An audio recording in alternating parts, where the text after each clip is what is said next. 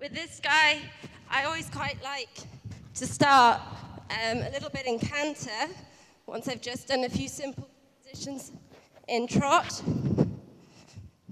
because I find the canter can sometimes supple the body up a little bit more.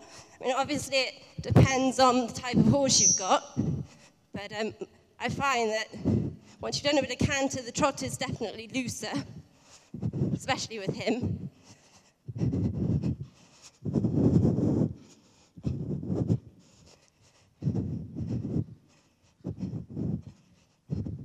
And then a few basic transitions within the canter to test my brakes and the response from the leg.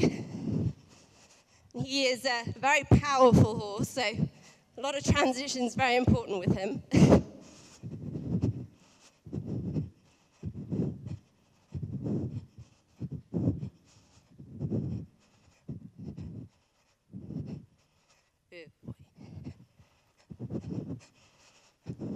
And you find even, the horses that are actually at Grand Prix, and we'll show that a little bit later, it's very important to always go through these basic things.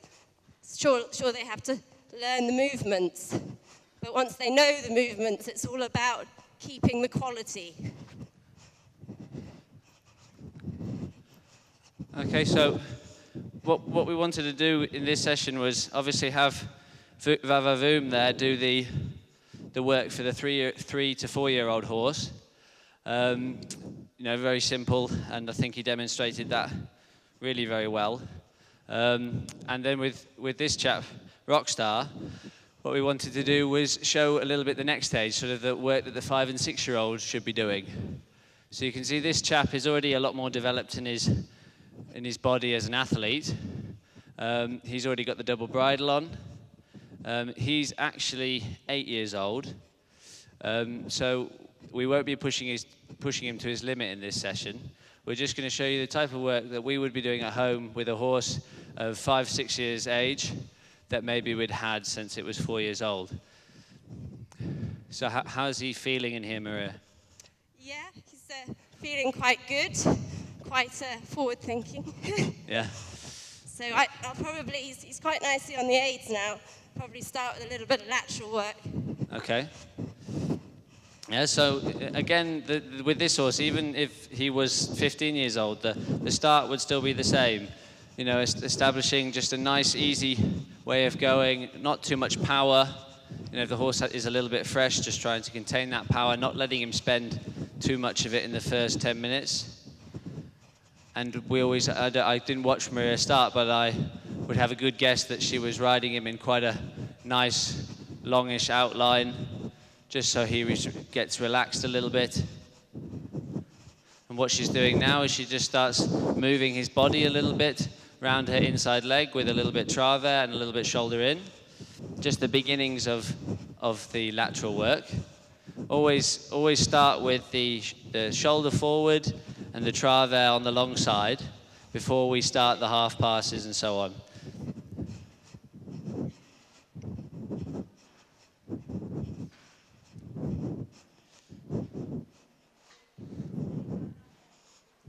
All right, okay. Yep. Okay, Maria, so when you're ready, if you just show a little bit can we do a little bit in the trot? I do a little bit with the canter first. Yeah, if you want, yeah. As I said, you always have a little bit your own system. I tend to do a bit more canter than trot at the beginning. Yeah, we do this as well with a lot of our horses, that we assess which gait they warm up best in. So some horses will sort of do the warm-up through all 3 gaits, and then we'll start actually with the main work in the canter.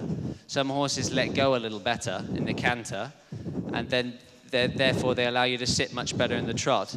And then you have other horses that it works the other way around. So it's all about noticing what type of horse you're on and what works best for him, and then trying to plan your warm-up strategically to fit that.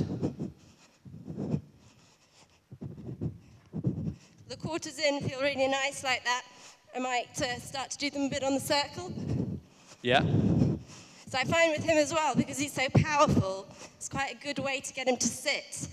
Because otherwise he sees the long side and he's off. Good boy. So you keep it quite big to start with, just to get the balance sorted.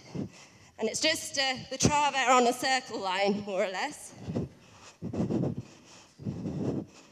Good boy. This is okay. All right, so just let him have a little breather now for a moment, Maria, on a long rein. That's it. And again, you want this feeling that after you've worked the horse, you can just drop the rein on his neck. You have a nice, relaxed, free walk. This type of walk comes from the general throughness of your horse. If your horse is well worked through, you should at any point in the session be able to just allow the rein to drop and the horse drop his head and relax and walk easily. If the horse wasn't to walk like this, what I would do is, rather than just trying to fiddle with the walk, is I would immediately pick him back up and do a little bit more, and then come back to a walk break further on. There's no point in showing the horse how to do something badly. So if the horse isn't walking relaxed, then he doesn't need to practice that. Then he can start moving already in the trot or the canter again. Okay, so what we'll do, Maria, is if you just give him a little break, and when you think he's ready, pick him back up and just start with the shoulder ins on the long side. In trot. No. Yeah, in trot. Yep. And then ride a couple of half passes each way.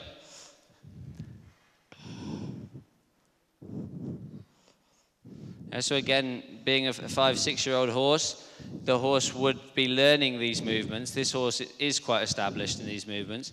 So what we're going to do is we're not going to go for too much cadence in the trot. We're just going to try a normal trot, keep everything very even, and just work like you would if you were doing it with a 5-year-old. You wouldn't be making too much power to contend with, because it gets in the way of actually teaching the movement.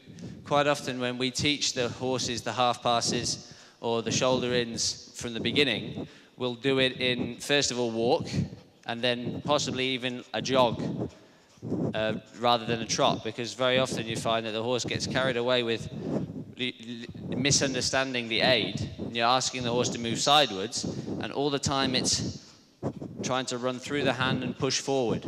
It's easier to actually get the horse to understand it in a smaller gait. And then once it's grasped what you're after, then you find then moving into the bigger gait is not a problem, because you can let go and then show it off. And the shoulder in is a development on from the leg yield. So once they're quite established at moving away from the leg, it's just a gentle progression on from that. That's it. So you can see this is just a nice normal trot. He's very nice flexion to the inside. Very even in his rhythm. Rhythm is the #1 criteria within the trot work, really, I think, for me. The horse has a good rhythm and a good outline, and there's not really much that you can fault him on.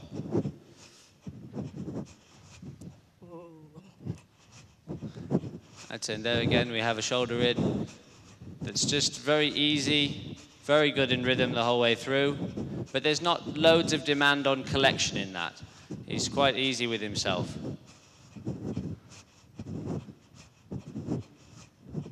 Oh, it's very good. And then the travers, you want to ask by putting your outside leg on a bit and seeing what happens. But if they're a little bit sticky with that, you can approach it by trying to ride a shoulder into the outside. And that's sometimes an easier way once they know the shoulder in. So if I do a little bit of that in walk, you'll see I'm just riding shoulder into the right on the left rein. And that gets the quarters to come in a bit. And you find that some horses respond to that better because they know the shoulder in. And then you can just progressively start to switch the neck bend through to the inside to make your travers. And it's the same principle if you were in trot or in canter. Yeah, you just try and keep the body quite neutral to get the crossing first, and then go for the neck bend. If you have a wiggly worm that wants to bend the neck too much, you have to obviously straighten that up a little bit if necessary to start with. So I'll do a little bit of that in trot now. Yeah. just show a little bit the half passes each way when you're ready. Yeah, and just when you actually start the half passes, Maria, start them like we would from the green horse. Just ride a diagonal with neck bend. Now, when we start the horses off with the half passes, again, we always try to break it down and simplify it so that we don't give the horse any reason to not understand and then get a little bit confused. And then they get a little bit anti doing the exercise. So once you've practiced a little bit riding just a nice, normal, straight line with neck bend, then the next step is to ride a diagonal with neck bend. And it sounds very simple when you say it, but actually a lot of horses struggle with this. The minute they come onto the diagonal, they start losing their balance. That's it. So you can see this really establishes a good position in the half pass.